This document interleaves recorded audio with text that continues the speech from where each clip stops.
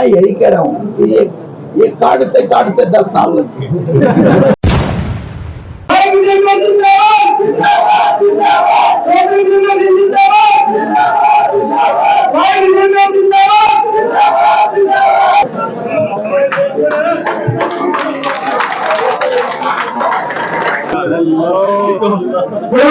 आहिस्ता आहिस्ता लोग भारतीय जनता पार्टी से इंडिया गठबंधन की तरफ या भारतीय जनता पार्टी को वोट ना देने की जो प्रक्रिया है लोगों के मन में वो चल रही है। वो कितनी स्पीड से चलेगी उतना ही उनको नुकसान है। तो सब चुनाव मंगलसूत्र पे लोग वोट डालेंगे या जिस तरह आपने कहा कि डेमोक्रेसी ही खतरे में और संविधान भी खतरे में, तो लोग मंगलसूत्र या राम मंदिर जाएंगे या मतलब इस तरफ जाएंगे जो आप। चलो आपने एक अच्छा सवाल पूछा, मैं इसके बारे में सोच रहा था। एक गरीब आदमी है, ईमानदारी से बताता हूँ, मंगलसूत्र तो उनकी औरतों के गले में भी होता है लेकिन टिन का होता है, स्टील भी नहीं, टिन, वो मंगलसूत्र भी है।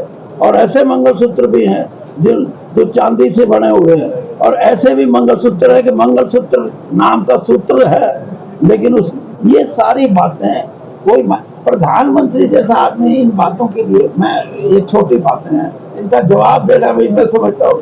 क्या आप यानी एक चीज को सारे घुमा फिरा के उस चीज को ये है कि मुसलमान क्या गले में कुछ पहनते नहीं, लेकिन राजनीति में धर्म भी नहीं खत्म है। धर्म की व्याख्या को छोटा बना के प्रस्तुत करना ये किसी राजनेता का काम नहीं, प्रधानमंत्री का तो होना नहीं चाहिए।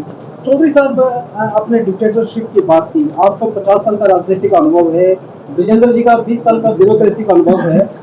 आप लोगों को क्या समाधान नजर आता है? जब आप लोगों के पास समाधान हुआ तभी जनता के पास संभव हो सकता है।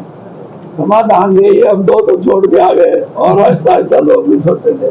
तो चौधरी साहब, आप कांग्रेस के लिए प्रचार करेंगे, पूरे हरियाणा में करेंगे? आप पूछ लो तो हड़ताल करनी है।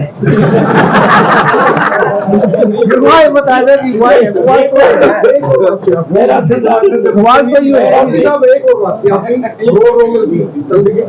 जाने के लिए उसमें रोड अपने वाले हैं आउटर भी दोनों वाले। अब ये जो है ना, ये आपने व्याख्या करनी है। मैंने तो रोड़े बताए हैं और मैं अब भी यही बात कह रहा हूँ कि मेरा एक ही मेरा सोच का हिस्सा है। मैं उसको कुछ हद तक, मैं ये भी नहीं कहता कि मैं पूरे रूप से पूरा कर दूंगा, लेकिन हरियाणा के अंदर वर्कर को इनिशिएटिव लेना वो मैं कर सकता हूँ और उस इनिशिएटिव से आम साधारण वोटर को अपने साथ जोड़ना। ये प्रक्रिया मैं सिर्फ पार्लियामेंट के इलेक्शन की बात नहीं, असेंबली इलेक्शन तक इस पे मैं जोर दूंगा। कम से कम 20-22 ऐसे हल्के हैं यहाँ, जिसको मैं मध्य हरियाणा बोल दो या कुछ बोल दो, यहाँ अब जैसे लोकसभा के 9 हल्के हिसाब से 9 के 9 में कांग्रेस है ही नहीं। एक आदमी जो जीता था वो कांग्रेस को छोड़ गया, वो भी जीतने की प्रक्रिया कैसी थी, क्यों थी? कांग्रेस बीजेपी ने जिस तरह अपनी टिकट आखिरी वक्त में अपनी सोच के हिसाब से टिकट नहीं दी, वो भी एक कारण था कांग्रेस का जीतने का।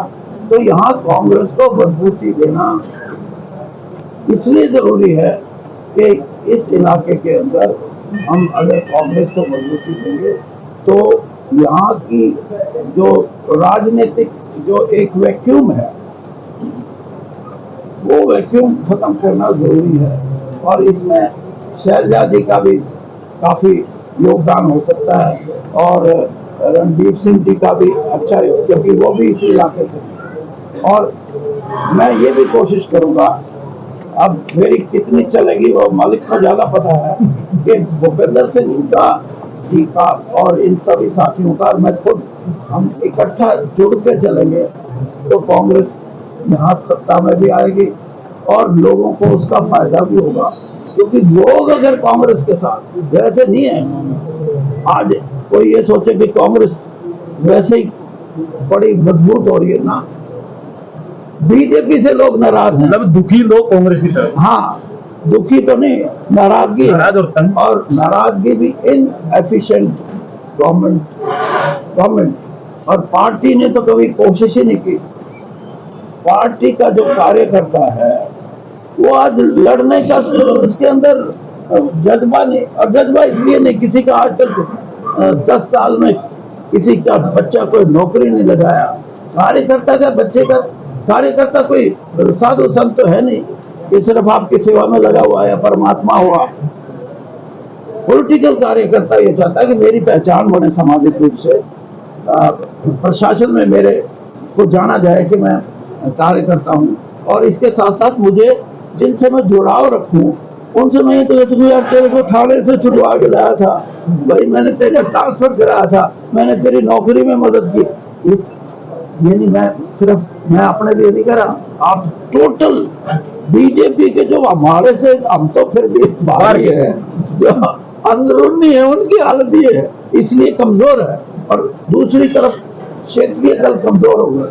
आज क्षेत्रीय दल का कोई लोगों में ये शौक नहीं है कि हम इनको वोट डाल दें, तो इसलिए सब कांग्रेस ही एक ऐसा अल्टरनेटिव है जिसको लोग ये समझते हैं कि इनके साथ जुड़ो, राज बदलो और कांग्रेस को सत्ता सौंपो।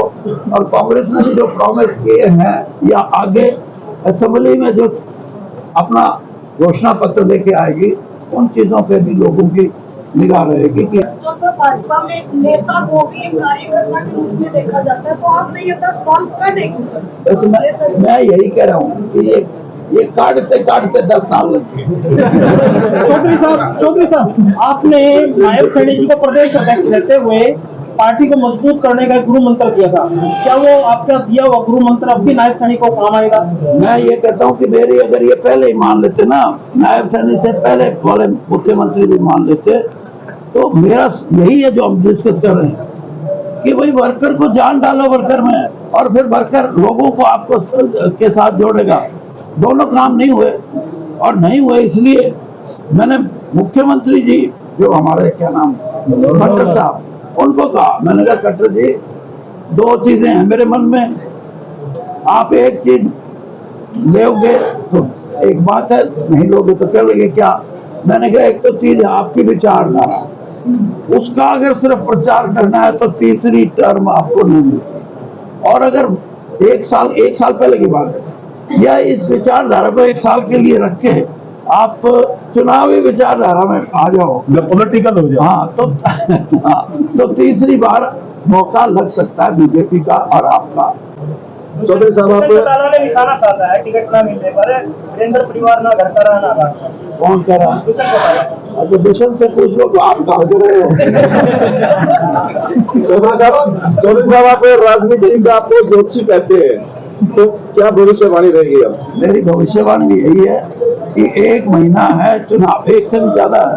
हाँ बस मतलब लास्ट जो है 1 तारीख को है ना, 1 जून तक निराशाजनक स्थिति जिस वोटर के मन में है, वो किस तेजी से अपने कदम बढ़ाता है, दूसरी तरफ वो वोटों की गिनती का और सीटों की गिनती का निर्णायक भूमिका वो अदा करे।